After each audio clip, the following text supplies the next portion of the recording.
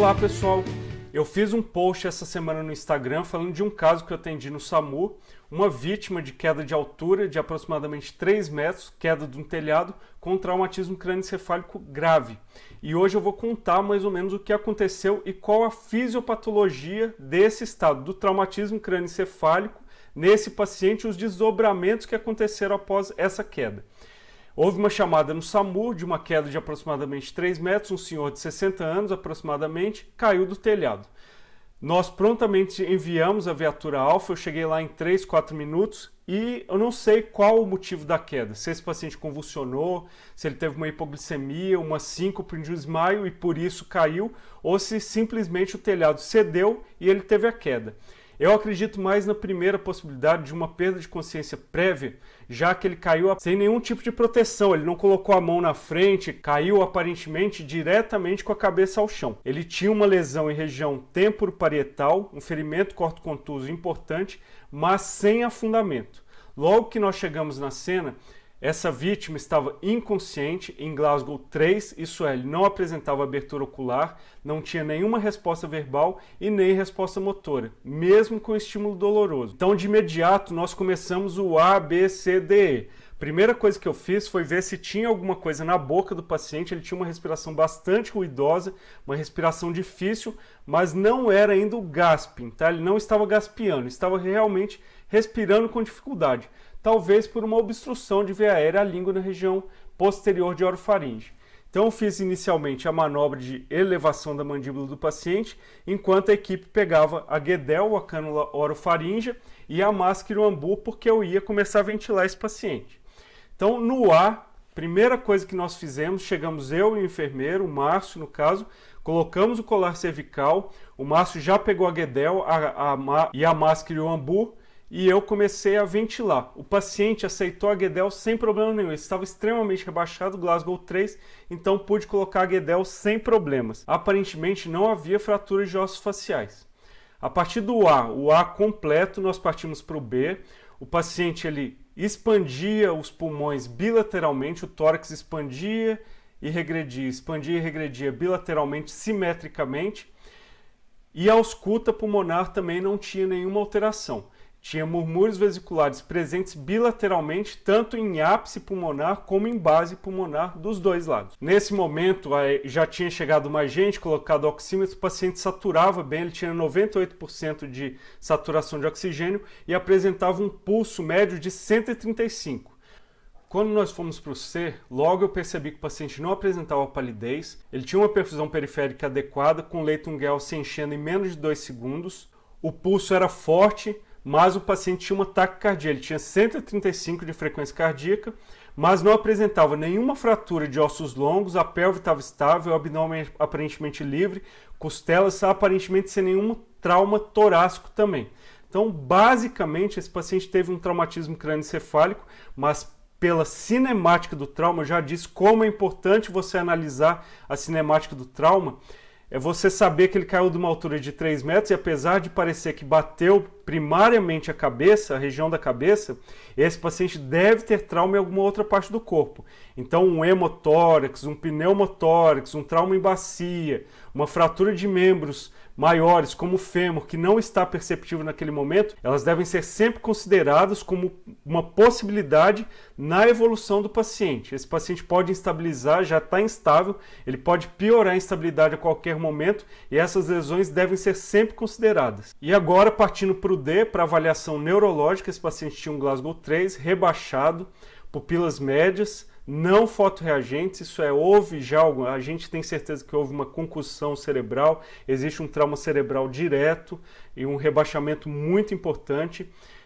Esse paciente vai ter que passar por uma via aérea avançada por conta desse rebaixamento, Glasgow abaixo de 8, e por enquanto essa é a lesão principal e que merece a nossa maior atenção e agilidade no transporte para que ele possa ser atendido rapidamente por uma equipe de neurocirurgia.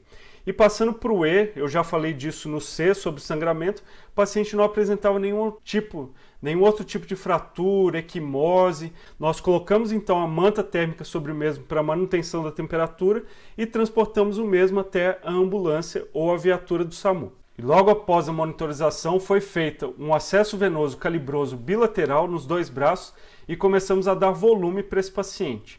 Eu logo em seguida procedi com a intubação orotraqueal e manutenção da via aérea do paciente e aparentemente o paciente apresentava-se estável hemodinamicamente, a não ser pela taquicardia.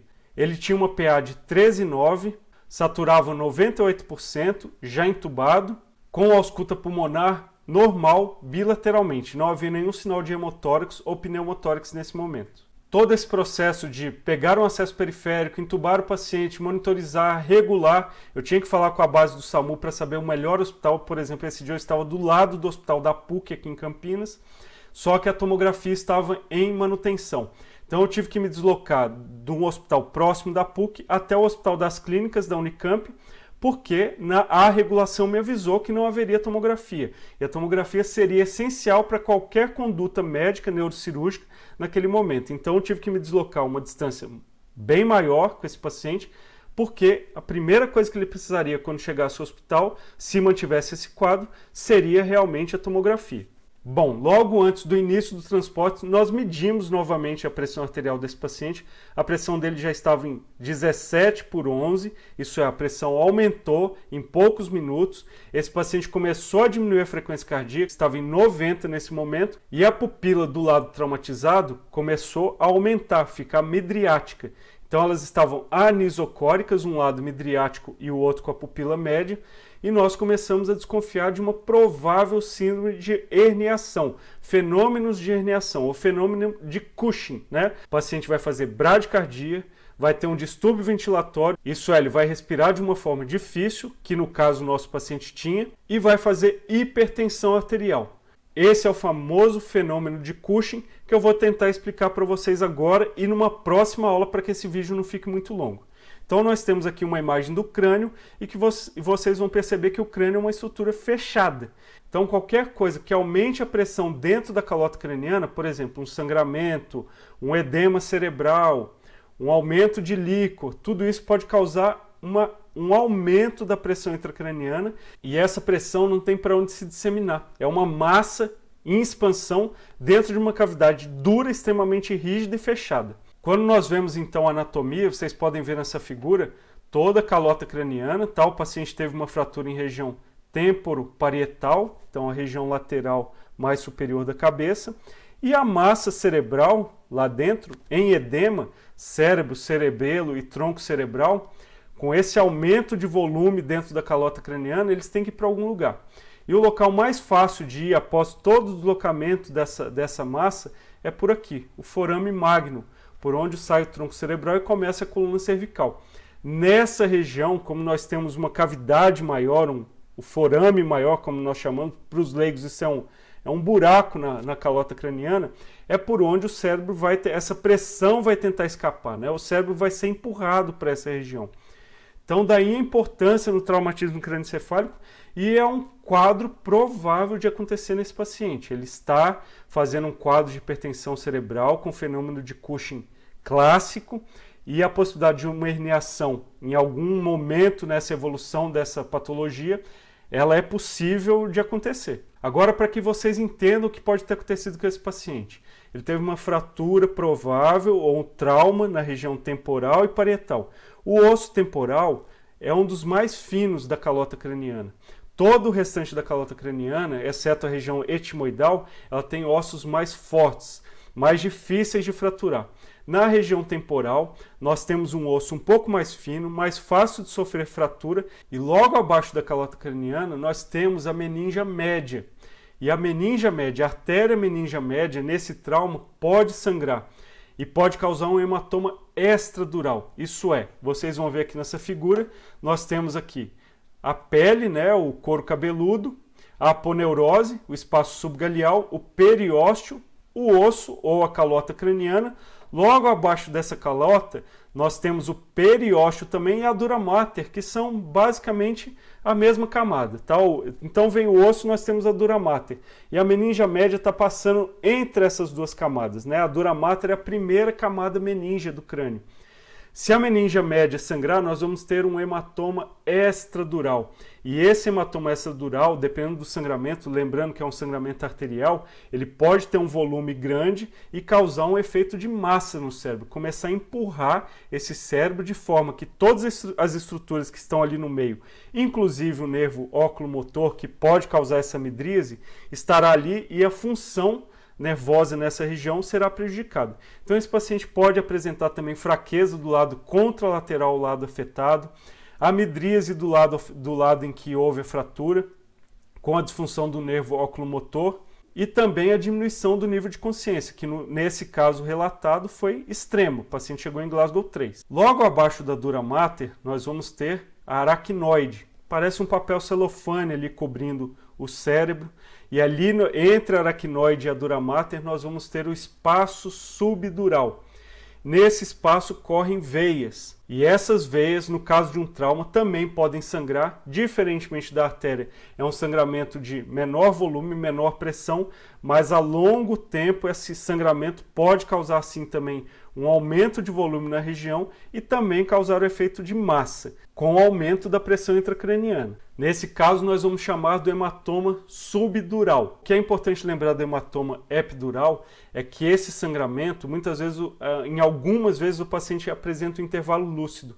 Você chega na cena, o paciente está bem, a vítima fala, conversa, mas em pouco tempo ele começa a rebaixar, diminui o nível de consciência e começa a apresentar alguns déficits típicos do aumento da pressão intracraniana.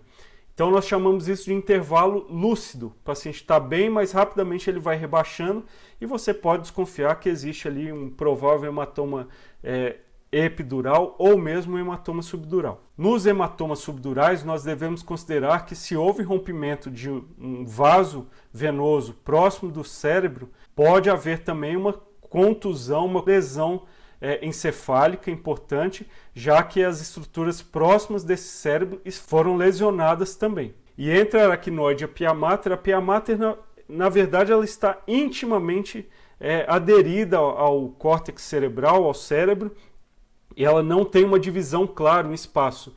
E quando há um sangramento nessa região, nós consideramos o sangramento subaracnoide ou mesmo, logo abaixo na pia mater, um sangramento intraparenquimatoso. O celular tocou aqui, botar no modo avião, acabei esquecendo. Bom, a figura que exemplifica isso é mais ou menos essa aqui. Você tem um aumento, um sangramento intracraniano, aqui aparentemente um sangramento extradural, né, formando um hematoma epidural, mas poderia ser um hematoma subdural também, e você tem um aumento de pressão. Esse aumento de pressão pode ser causado também por um edema cerebral, tá? Então, há um sangramento. A primeira coisa que vai sair daqui é a diminuição do líquor, né? Tem que diminuir o que faz parte do cérebro dentro dessa calota sob pressão, alguma estrutura vai ter que sair, ou vai ser sangue, ou vai ser líquido, ou vai ser o próprio cérebro. Então inicia-se o processo com a saída de líquor, sangue, o cérebro tem um processo de isquemia, já que é difícil manter o fluxo sanguíneo cerebral num cérebro que está sobre, os vasos sanguíneos cerebrais estão sob intensa pressão, então eles acabam fechando, e esse fechamento, em virtude do edema cerebral, da pressão intracraniana, produz um efeito de isquemia. E quando nós falamos de isquemia, nós estamos falando de pouco oxigênio e também a diminuição de chegada de nutrientes para o cérebro, e o mais importante deles seria a glicose no caso. Então existe, além do efeito primário do trauma, da lesão direta sobre o cérebro, o efeito secundário, que seria a hipóxia, a hipoglicemia e também o efeito de inflamação das células cerebrais na região em que houve o trauma.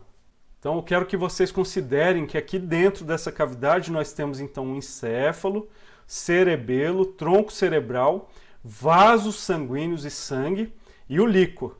Então iniciou-se o processo de aumento de pressão, líquor e sangue diminuem o espaço ocupado dentro da calota craniana, e depois vem o cérebro com a expansão da massa, desvio da linha média das estruturas, então você começa a ver um apagamento de ventrículo, a linha média cerebral desviada para o lado contralateral, e com o tempo e a evolução do quadro, esse paciente vai acabar tendo uma herniação pelo forame magno, como eu mostrei para vocês anteriormente. E como será mantido esse fluxo sanguíneo cerebral? Quando nós avaliamos essa fórmula, pressão de perfusão cerebral é igual a pressão arterial média menos pressão intracraniana.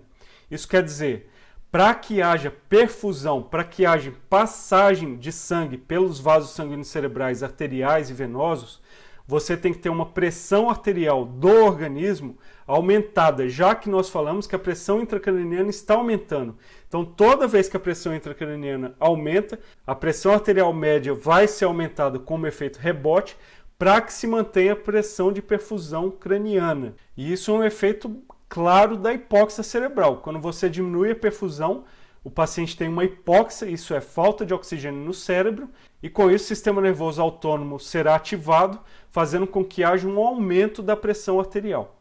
No entanto, existe um efeito secundário sobre os baroreceptores carotídeos desse aumento da pressão arterial média, fazendo com que o sistema nervoso simpático seja ativado também e o paciente acabe sendo estimulado a fazer uma bradicardia. E quando nós juntamos esses fenômenos à disfunção respiratória, que é muito frequente nos casos de aumento da pressão intracraniana, nós temos então o fenômeno de Cushing, que cursa então com bradicardia, aumento da pressão arterial e disfunção respiratória. Então esse é um esboço do que aconteceu no caso desse paciente, um TCE grave. Essa aula ela vai ter continuidade ainda, mas para que vocês entendam inicialmente como é a possível evolução de um paciente com traumatismo crânioencefálico. Claro que esse é um quadro mais grave, que eu citei, é uma vítima mais grave. Podem haver vítimas mais leves, que precisam apenas de observação, mas temos que estar sempre atentos. Inclusive você, bucomaxilo, que possa estar vendo essa aula e está numa sala de emergência, às vezes fazendo uma sutura, leva o paciente até uma sala de sutura, o paciente está no intervalo lúcido, ele evolui para um rebaixamento de nível de consciência, é um paciente às vezes que está etilizado, e você tem que estar atento para a possibilidade de um traumatismo crânioencefálico e para as complicações desse TCE. Espero que essa aula tenha esclarecido alguns pontos em relação ao traumatismo crânioencefálico e dado a devida importância ao reconhecimento dessa patologia. Fiquem sempre atentos aos pacientes que caíram, que sofreram um acidente, com possibilidade de terem um traumatismo crânioencefálico. Isso é importantíssimo na reavaliação do ABCDE e na avaliação secundária também dos pacientes politraumatizados. Em breve eu volto com uma nova aula sobre esse assunto com informações complementares sobre o traumatismo crânioencefálico. Espero que você tenha gostado e até o próximo vídeo. Tchau!